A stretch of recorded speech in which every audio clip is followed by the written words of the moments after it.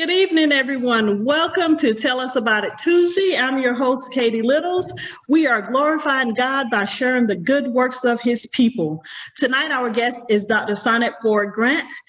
Welcome, Dr. Sonnet. Thank you so much for being with us tonight. Thank you. Go ahead and properly introduce you. Okay. Dr. Sonnet Ford Grant is an international speaker, minister, author, certified life and fitness coach. She's the owner of Fit Decisionz, a health and wellness company that provides coaching services for the total man. She also is the overseer of Divine Impact Christian Outreach Ministries International, where ministerial training is provided for those who feel they have a call to ministry.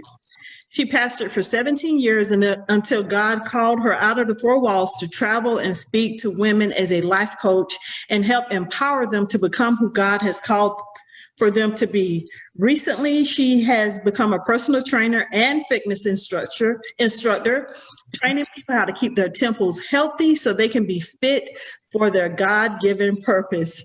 Thank you again, Dr. Sonnet, for joining us. Welcome, welcome, welcome. And if you have any questions for Dr. Sonnet during the interview, please post them in the comments, and we will. I will try to get to them as time permits. So, what I want to do first is called "What's the What," and it's just 5 questions, a little more personal, so to speak, just so people get a feel for who you are. So, what is one place you would like to visit? Wow. So let's see. I've been to Africa. I've been to the Caribbean, scheduled to go to Aruba in September, but where I really want to go is Hawaii. Hawaii. Okay. I hear Hawaii is very beautiful. Yes. That's my dream destination. When they ask for volunteers to go out and do the dance with the grass skirt, I can see you out there doing that. Yeah. I'm ready. What's your favorite number? My favorite number is 12. It's the number of authority. So That's my favorite number. Oh, that's cool. And your favorite word? My favorite word would be, wow. What is my favorite word? I would say blessed. Blessed. Okay. That's a good word to have all the time. And your favorite food? You know what's crazy? I have no favorite food. Most people can say, I love Italian, I love Mexican, I love Chinese. I love food. So I can't really answer that question. You know, I'm hearing that a lot from people that they just like food in general, so they don't really have a favorite. They have foodies is what they're calling themselves. So right. Yeah, I like to try anything. I'm a foodie then. Okay. And what's your favorite Bible verse? It is Psalm 37:4. Delight yourself in the Lord, and he will give you the desires of your heart.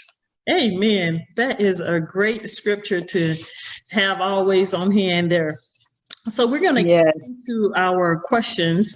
So I don't know why I was so surprised, because I knew that you were a pastor, but then when I read your bio, that you were a pastor for 17 years. I guess because you look so young. And I was like, 17 years. So when did you get the revelation that God called you to be a pastor? Wow. Well, I will be 50 in September. Thanks for the youth plug. I appreciate that. But I started pastoring when I was 30.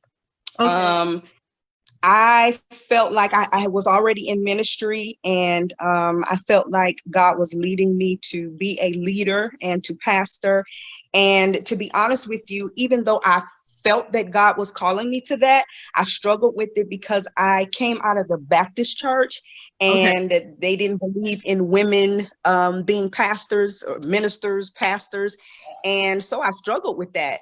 But I knew God was calling me. And so what I did was I started making preparation, getting my ministry name, putting everything in order, registering with the state and all that. And I called all my family and friends and told them I'm having my first service, come support me. And everyone was saying they were going to come. And Katie, I tell you, about a week prior to my first service, doubt just came over me like crazy. And I talked to God. It was crazy because I was a server at a restaurant at the time. Okay. And I was getting ready for work, and I talked to God. I said, God, if this is, I know I've prepared everything. I know I've invited the people, but if this is not what you want me to do, I promise I'll cancel it right now. I said, but if this is what you want me to do, I need you to tell me today, and I need to be sure of what I'm doing. And so I'm on my way to work, and I get in my car. And when I get in my car, I hear the words faith walk just come up in me. I don't know where they came from. I didn't know what they meant at the time. And so I was like, okay, whatever. So I'm driving to work, and I get to work. Remember, I'm a server. So I get to work, and my first table is a group of ladies, and they're sitting there with Bibles on the table. So I get excited, and I said, are you ladies ministers? And they said, yes. And one of the ladies said, oh, let me give you my card. And she reached down in her purse. She said, how about that? I don't have a card, and I'm the pastor. So one of the other ladies says, well, I have a card, pastor. And she hands me the card, and the name of the church is Faith Walk Ministries with a woman pastor. I was like, okay, God, it's on and popping. We're going to do this thing. I mean, you can't get me any more sure than that. That is a great story. But one thing I want to point out, when you said that the doubt came in and you was telling God that if this was not what he was calling you to, that you would cancel it right then, even after you made all these preparations. And I know a lot of times we allow pride to come in where God may be saying, you know what, I didn't tell you to do this. And then pride comes in, and we move forward with certain things anyway, even if God tells us to do. I really like that it's okay to if God tells you not to do it, it's okay to step back and not do it because he knows what's best. But I'm so glad that he gave you that confirmation that this is what he wants you to do. That is awesome. So how did becoming a pastor change your outlook on life as far as carrying a burden for a group of people who may or may not have been as dedicated to you as you were to them? Ooh, Pastor Katie, now let me ask you, Sister Katie, let me ask you a question. While we're on here, please allow me to be real, because sometimes we don't tell it like it is. So I'm going to tell it like it is. So as a pastor, I had to learn to love people unconditionally and to be patient with people, to love people who did not love me, to love people who didn't always show me the respect that I felt like I should have gotten. I remember I'm from LA, Los Angeles, California, Inglewood to be exact, born and raised. So I'm about to tell you the truth. And during my early pastor, when I kind of first started pastoring, one of the members was in the office with me and my husband and disrespected me and then walked out the office. I forgot, and I started taking off my earrings. I was like, oh no, not today. My husband was like, babe, you can't fight. You're the pastor. But Inglewood came out that day. I was like, God, I will be back in 5 minutes, but I got to handle this right now. But thank God for God, and thank God for my husband who stopped me. But I said all that to say I had to learn how to love people and not go off, not always show my emotions when I wasn't, the same love and respect wasn't reciprocated. So I had to learn how to love people unconditionally and be patient with people and love people past and through their issues. Yes. That's good. I know. Pardon my real, honey. Pardon my real. You're fine. You're completely fine, because I know some people. I mean, one day I was at work, and I just literally wanted this man to approach me the wrong way because he was really working a lot of different things. And I was like, God, I need help right now because he is really, I was going to wait for him to make the first move, but he didn't. But, that's another story for another day. Because, things happen. And a lot of times we think that we are in a certain place, and then God will put people in our lives and put us in a position of leadership to show us you Yes. still need to depend on me to continue to do the work that I have to do. And it's literally one of those things where it's like, God, if you don't do it, then I can't be a part of it. So yeah, because of this grace, thank you, Father, for that. So I'm glad your husband's Yes. there to reel you in. Thank God. Yes. Because the earrings were coming off. Now she would have been flipping off the heels. Yes. Yes. Thank you for that. So before COVID-19, you traveled nationally and internationally speaking and ministering.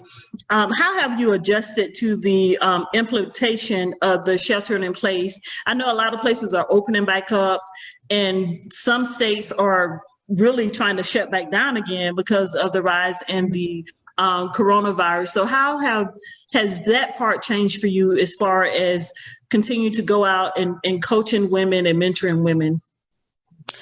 Well, I'll be honest. I traveled so much. I did a international and national tour in 2018, and I traveled most of that year. 2019, I went to Africa, and then every month after that, I was traveling back east, doing a lot of ministry and doing a lot of coaching and empowerment. And so, to be honest, the sheltering in place was a blessing to me. It gave me an opportunity to rest because I do love what I do. I love coaching. I love coaching. And I would just keep going and going and going and going.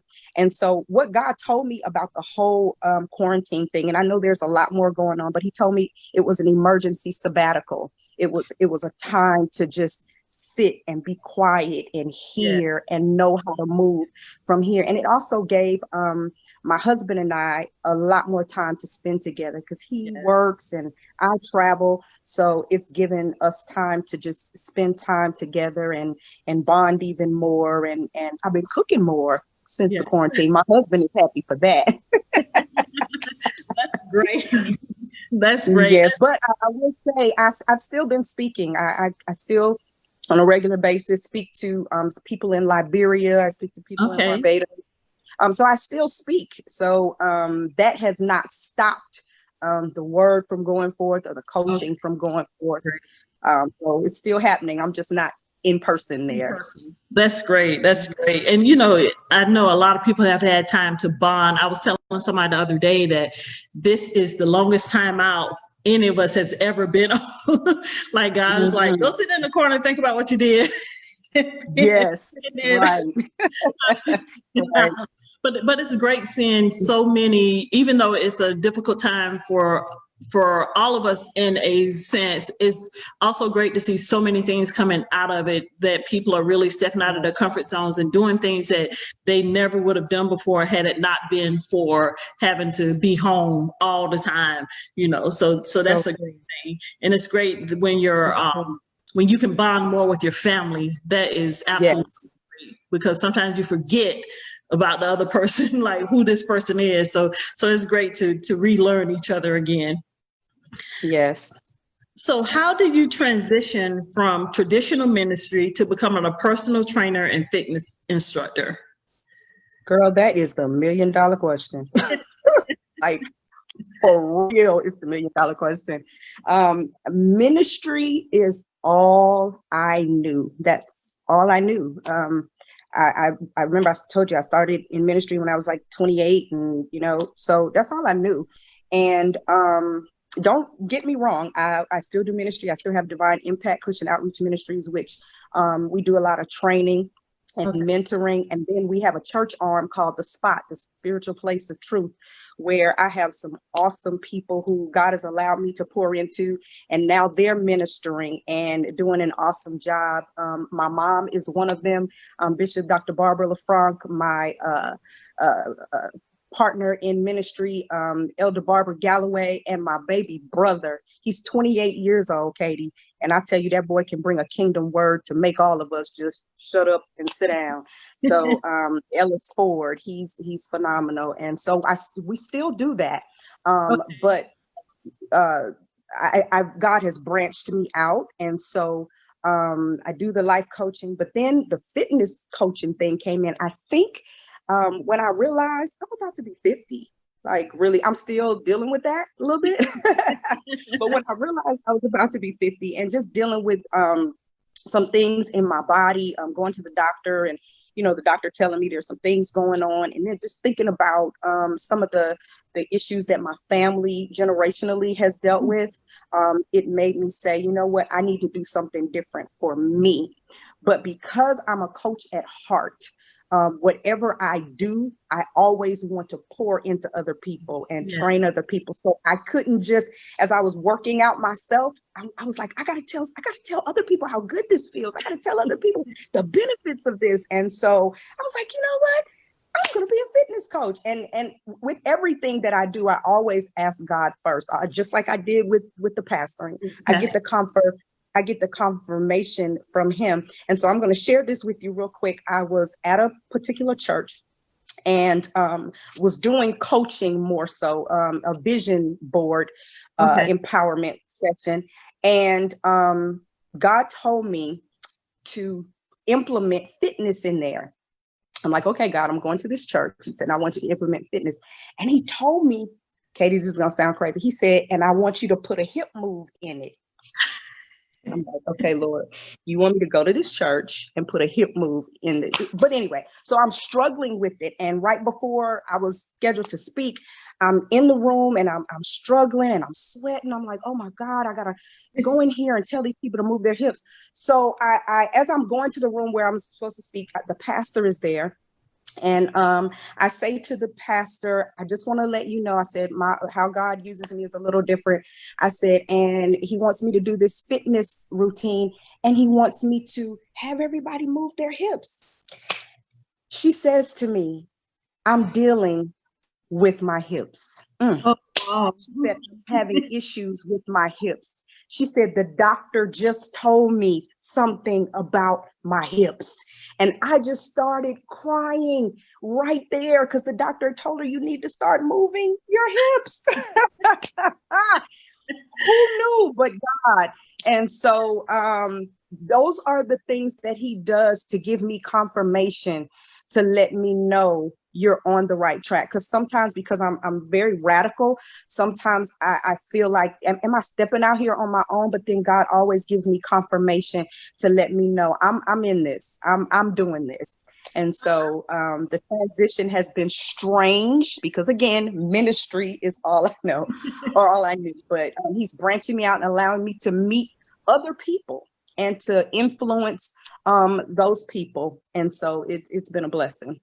And I'm going to say really quick, if you have never seen Dr. Sonnet minister, so the first time I saw you, and I was like, oh, she's so pretty and she's so tiny. And then when you started going forth, I was like, oh my God, she has such a big voice. Oh, wow.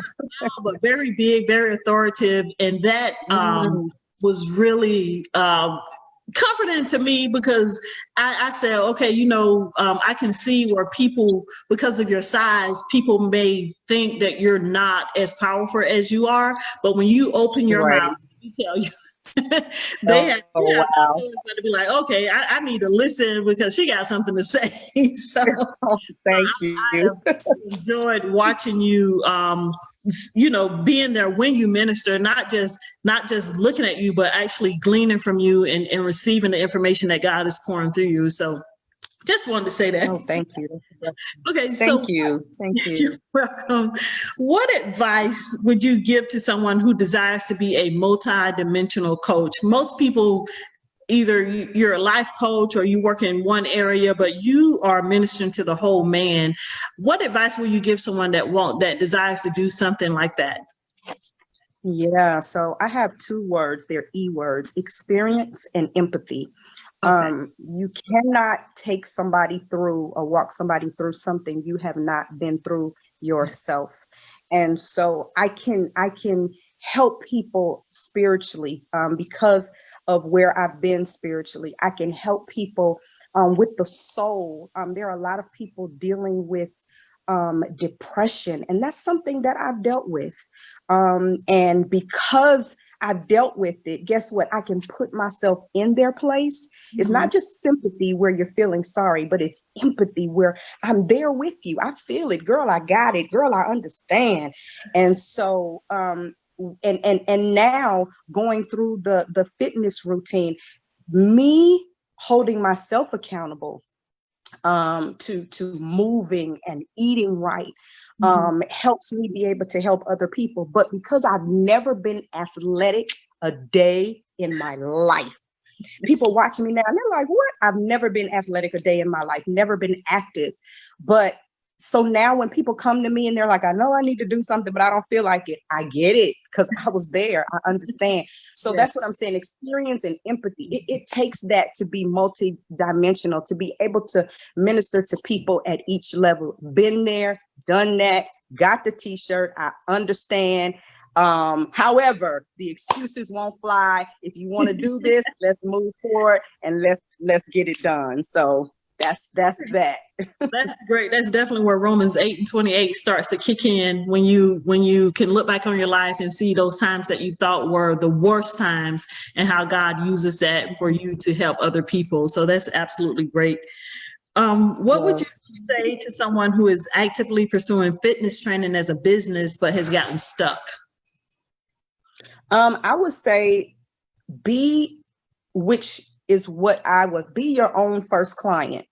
Okay. A lot of times we get stuck and we can't move forward because we're not doing it ourselves. We're trying to tell other people to do something that we're not even operating in. And so I would say make sure that, and also consistency, just keep going. If you know this is what you have a passion to do, if you know this is what you want to do, what you love to do, then just keep going at it every day. Do something towards your goal of being a fitness coach or being a fitness instructor. And I'm going to share this. As you move, the things and the people that are supposed to be connected to you will come.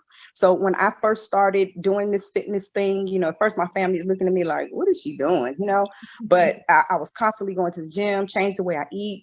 They offer me something. I'd be like, no, I don't eat that anymore. So they watch me. And for Christmas, every Christmas, we always ask each other, like, what do you want for Christmas? So we don't have to take nothing back and return it. Right.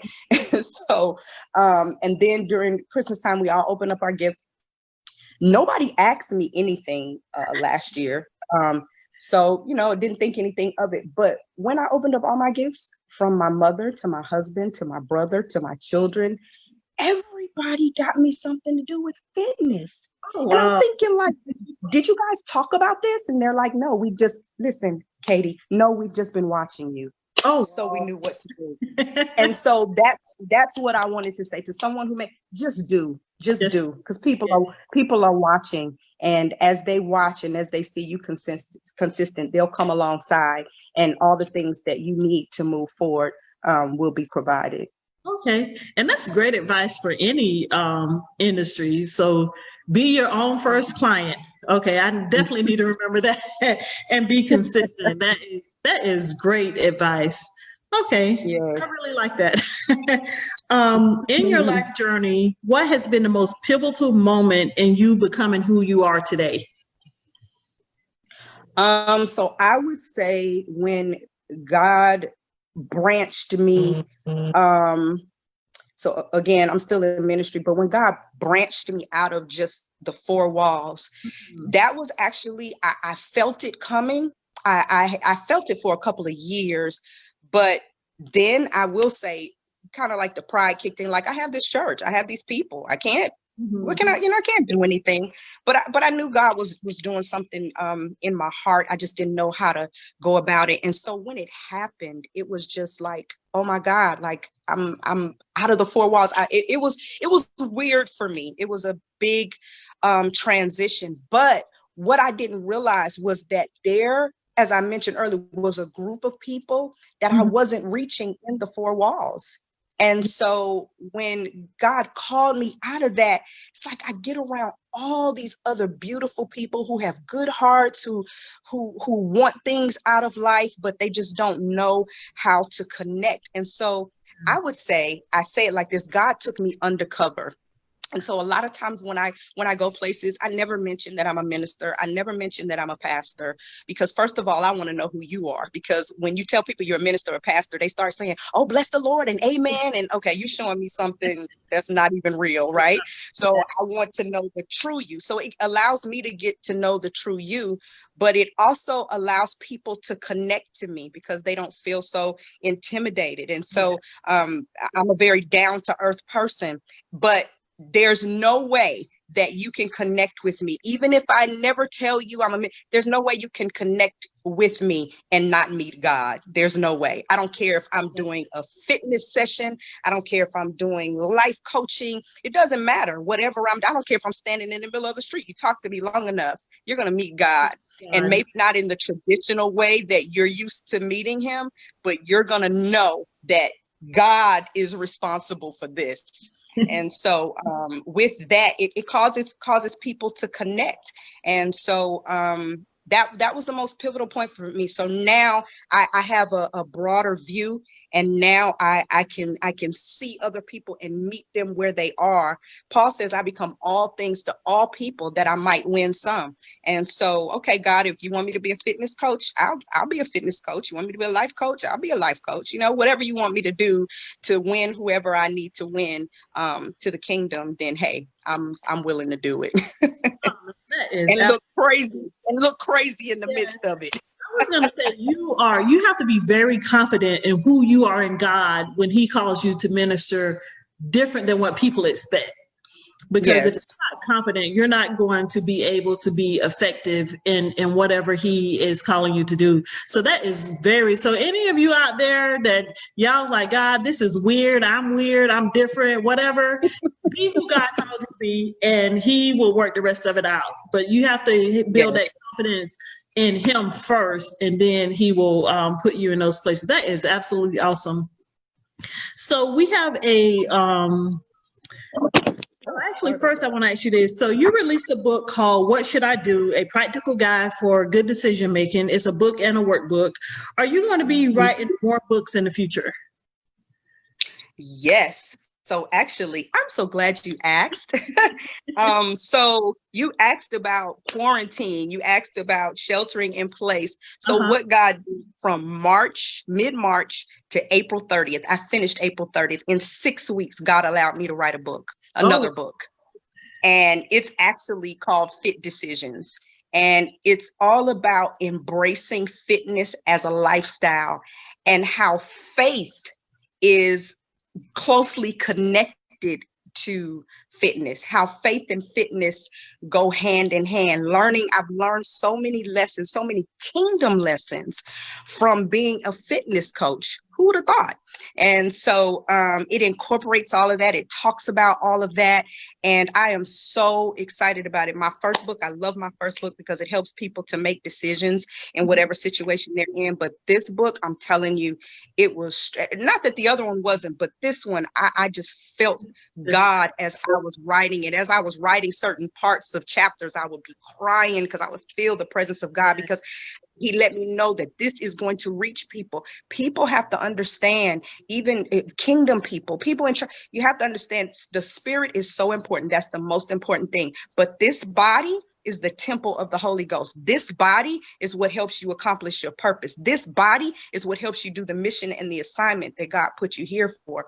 And so you can pray and praise all day long, but if your temple is sick, then how is God going to fully use you?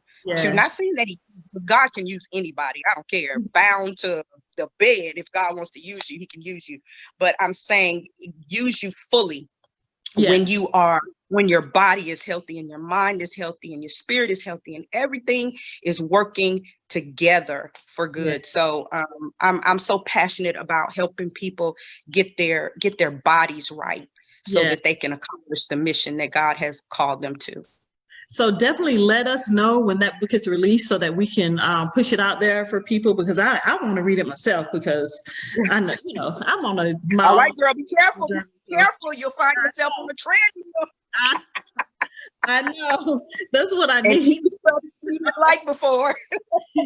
Yeah, that's what I need. But yeah, that's definitely, it sounds very, very exciting. So I'm looking forward to reading that.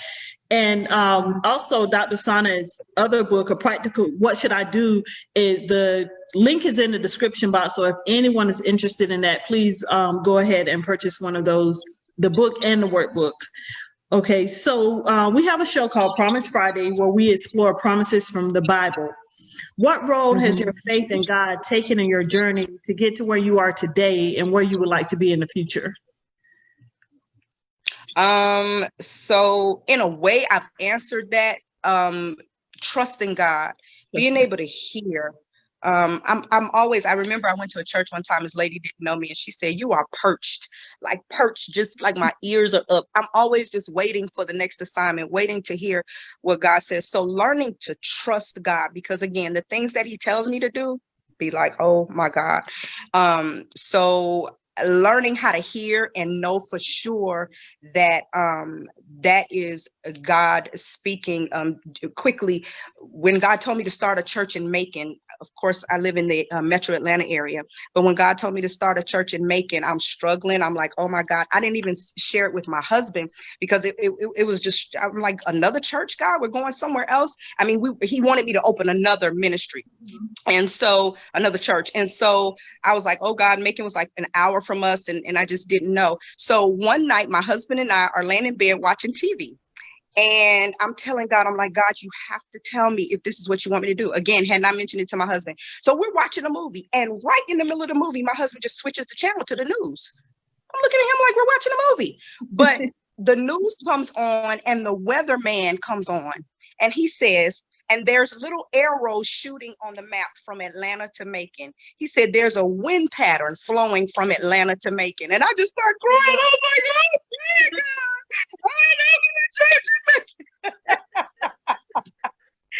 so just learning how to hear those little things and pay attention to those promptings, that is what has gotten me to where I am today. And I believe that's what's going to get me to where God has me to go. Just keeping my ears open, my eyes open, always seeing and hearing.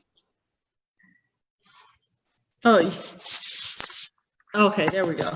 Yeah, that is great. I love that God speaks to you, and he probably speaks to all of us in these little different ways, but because we don't pay attention to it or we brush it off as something else. So that is really good that you're so in tune with that you're able to see those messages in everyday ordinary things. So that's awesome. Mm-hmm. So who are two people that has been most influential in your life, and why? I know this sounds crazy, but I'm going to give you one person, because that one person is two to me. And you're going to say, really? But, and they are dead and gone, transition on. But Dr. Miles Monroe has been so influential in my life. Knew about Dr. Miles Monroe years ago, but it's since I came out of traditional ministry that he has had the most influence, because the things that God was laying on my heart during those times when he was branching me out, as I started listening to Dr. Miles Monroe, it's like, oh my God, that's what I've been feeling. That's what I've been thinking. That's what I've been saying. So just his kingdom message and his kingdom approach. Kingdom is so different from religion. Yes. And so in traditional ministry, you kind of see religion, but when you get into kingdom, it's a whole nother aspect. And so just his life and his message about the kingdom has been so impactful to me, just things God's been sharing with me, but they're so closely connected with things that he's been saying or things that he taught. And so I hands down, I give him credit, even though he's gone, his words are still blessing people today. Yes, I have a whole playlist on my YouTube channel, my personal YouTube channel, where most of it is filled with Dr. Miles Monroe messages, and it's titled Kingdom Living. And so Yes. he definitely was a great influence and still is a great influence in the lives of so many people. That is great. So what is Yes. one piece of advice you would give to anyone starting out in ministry?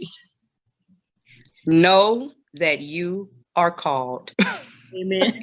You better know that you are called. I remember there was a particular city where we had a church, and every time a new ministry came there, they wouldn't last. We actually were there for probably longer than a lot of the ministries who came in. The local ministries had been there for a while, but people who came in, those ministries didn't last, but God blessed us to stand. But I remember one of the local ministers saying, if you say God called you to this city, we'll see in a little bit. So what I wanted to say is, if you say God has called you to ministry, we'll see in a little bit. Because when you're called, you'll stick with it. Don't just get into it because you can do it.